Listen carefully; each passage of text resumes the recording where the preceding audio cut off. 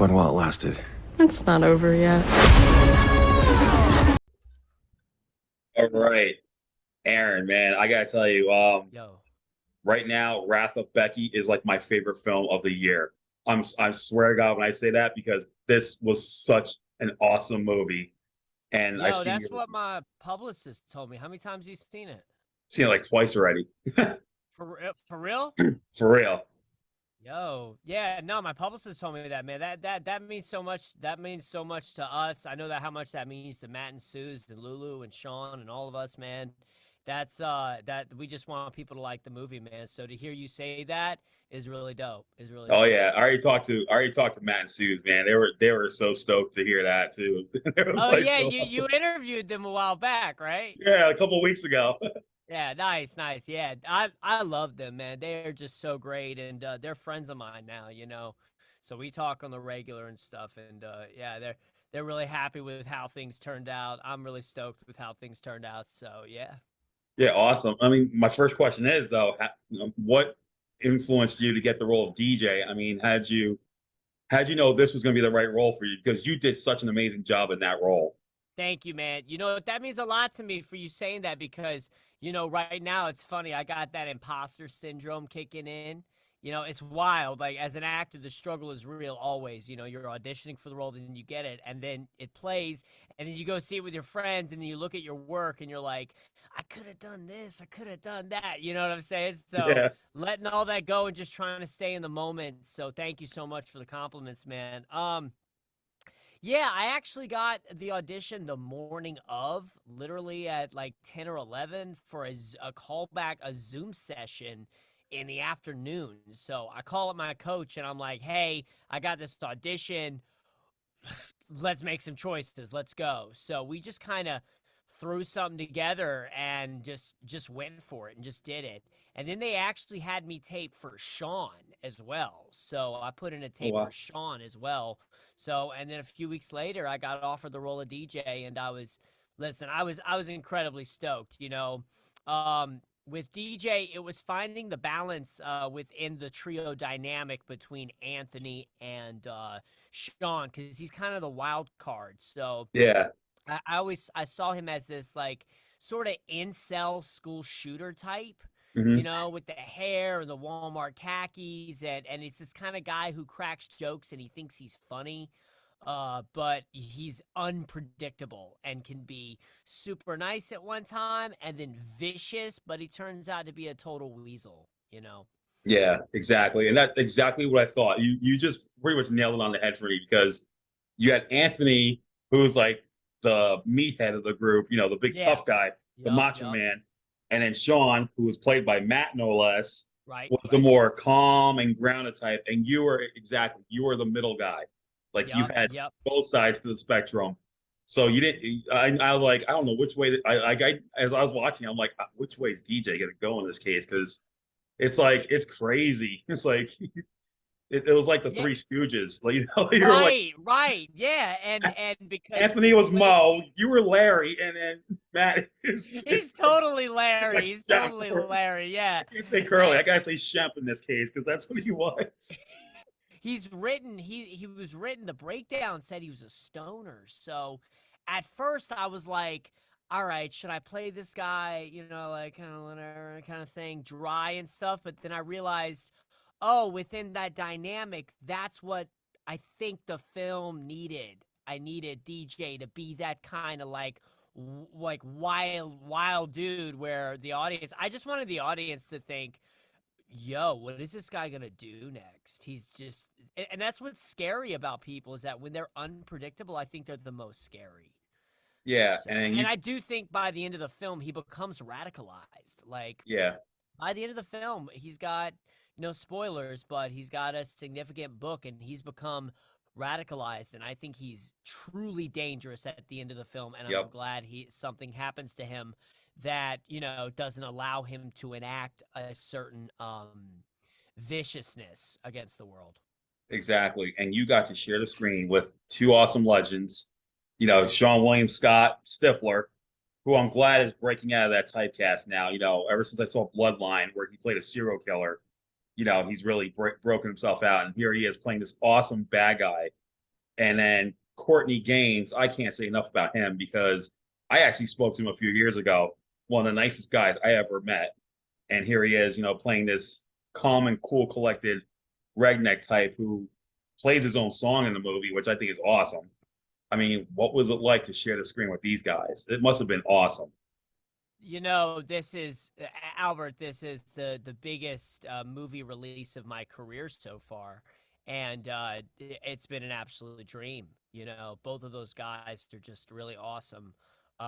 Getting to sing with with Courtney was dope, and play with him and stuff. There was really serious actor, and same with Sean, man, really serious actor, and he gave me some really big compliments, Sean. He gave me some really big compliments, and it was surreal, man, when he showed up on set, and I was like, I'd grown up watching Dude, Where's My Car and American Pie, so it's really surreal that, I'm finding myself in a space now where I'm working with people that I had seen their work in the past. It's just, it's really cool, man.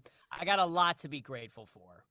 Yeah, that's how I felt when I spoke to Courtney. I go, here I am. I grew up watching him in Back to the Future and Children of the Corn, and here I am actually talking to him now. Like when I get stuff like that, it just blows my mind away. Like I feel like you did with working with them. I feel like surreal just like talking to them. I'm like, this is like the fanboy me coming out. So I know exactly how you're feeling in this case. Yeah.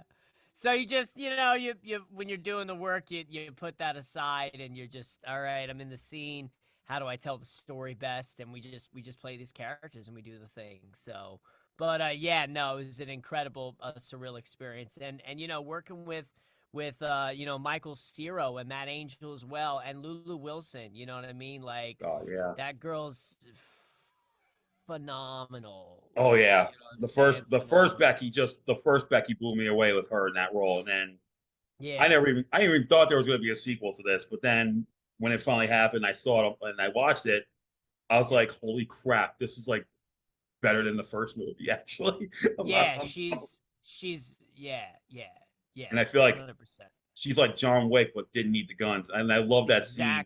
That's Where exactly what it I is. love that scene with her and Anthony where she's like, I find guns kind of boring, and she resorts to other tactics. And oh my god, I'd shoot you, but they'd hear the gunshot. yeah, exactly. So, I mean, yeah. she just has like the best lines in this movie, like just everything, and the kill scenes were intense, like so insane too. I gotta say, I think Yeah. my favorite one has to be. I might as well just say it. Michael's. I think Michael had the best death scene of the whole movie. Oh, dude, the blowing up the head. Yeah, that was epic, It was. Yeah, definitely. And I know Michael now. Him and I are friends. We text on the regular, so seeing him beg for his life is very entertaining. It's Yeah, just that's awesome. incredibly entertaining. And Courtney too. I'm not his destiny, but he gets the arrow to the mouth. I mean, that was just Yeah, that's and out of that reveal right there with the son's name and stuff is just so. Oh my Because god. there's this moment of humanity where it's like, oh, she's actually. This guy's begging for her life. He's sorry for what he's done. Okay, I think I'm gonna let you live. But what I also liked was, Dude, but what I also liked was how she wants to, like, she has this vision of how she wants to kill them, but then like it's it freeze frame. It's like, well, this is unfortunately what really happened. couldn't Like find the when she key, basically right? couldn't find a key, and then when she and the part in the diner with the customer, like you see her like slashing the guy's neck with the dish, and then she's like, "Yeah, I wanted to do that, but unfortunately I couldn't." So it's just like I love that. I Yeah. think that was awesome. Like we get to tap into her inner mind in that. I think that's what helped Yeah, make it like. Matt and Suze, they really carried the hurt that she was feeling from the first first movie into the second movie, so that it just further justifies these actions. So they were really smart with showing that that depth. Yeah. And the good thing was, I mean, Matt and Suzanne also said it, like, you don't really need to see the first movie. This kind of felt like it could be a No, standalone. it's a standalone sequel. Yeah, it's a Absolutely, standalone. Like, absolutely. you don't need to see Yeah, the first one. You can still watch this as like a one-off, basically. Or absolutely, do we? absolutely. Because it leaves it open-ended for a possible third movie, and I'm hoping it happens. I don't know how you're feeling I about hope that. it, dude. I hope it happens too. I hope it happens too. So yeah. Yeah, that's awesome. I gotta say this, like right now, this is my favorite film of the year, and That's that's saying awesome. a lot. I've seen quite And a few what have movies. you seen John Wick 4 this year already? Yeah, that's still on my radar. I'm going to get that Blu-ray when it comes out in a couple of weeks. That's gonna be Okay. like I'm picking it up. Like I've got to see that. John Wick 4 is dope. Yeah, John Wick 4 is dope. I've been hearing. Rather Becky's dope. John Wick 4 is dope. I mean, yeah, but it's Yeah, dope. exactly. I think we found like two awesome movies this year already, Yeah, hands yeah, down. yeah.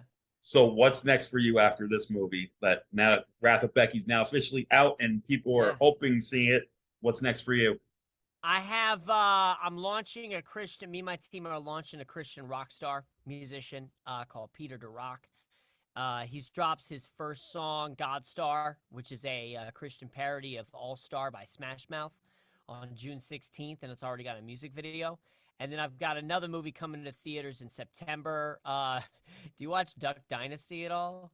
Yeah, I've seen it. I've seen Yeah, some of so it. I play a young version of Cy Robertson. So they made like a legit drama about the story of Phil Robertson. So it's not like a comedy. This is a straight Okay. up drama because Phil Yeah. Robertson, before he found the Lord, he was a messed up dude, and they do that, and I really think that audience is gonna love it. Oh, good. I mean, that's good. I'm all up for a biopic about someone who's gone through Oh, so much in dude, their life. he was a disaster. Yeah, I He could was a imagine. disaster. It's So crazy. yeah, so I And that got to one's shoot that down, and I have a Louisiana accent in that one, and I get to play a real person. So that was really cool. So, and I'm shooting another movie right now with Dan Lance, director of Alpha Rift. It's a vampire film. And then I'm in chemistry tests for leading a feature right now that I would shoot in Atlanta. So we'll see. And then I have another potential movie releasing to theaters in July. It's going to be from a micro studio called Manhattan Movie Studios, which are my buddies. Half that team made Pledge, which I was in with them. But I'm in that movie. I play a wily dude in that one too. I play a real con man in that one. So nice. I'm serious when I say this. I hope this movie gets you known and you get a yeah, lot thanks, more man. roles because you were so great in this movie, hands down. Dude. I mean, the whole That cast means was great, but that means a seeing lot. That you, means a lot to me, dude. Thank you, bro. Thank you. I yeah. appreciate that, man. Thank you. Well, Wrath of Becky is now out, and anyone who loves the first movie, you don't even need to see the first movie, but if you Nah, want to see a 16-year-old going medieval on a bunch of rednecks that's and right. kidnapping your dog and going John Wick on them basically Yep. without the use of guns, they're gonna want to see Yeah. this one. And Dude, Aaron, I mean, man, you yeah. just you just rocked it in this one. I mean, Thank you, Albert. Thank you, bro. well, I hope Thank you, everyone man. you have a great day and you all take care. All right, later, y'all. All right.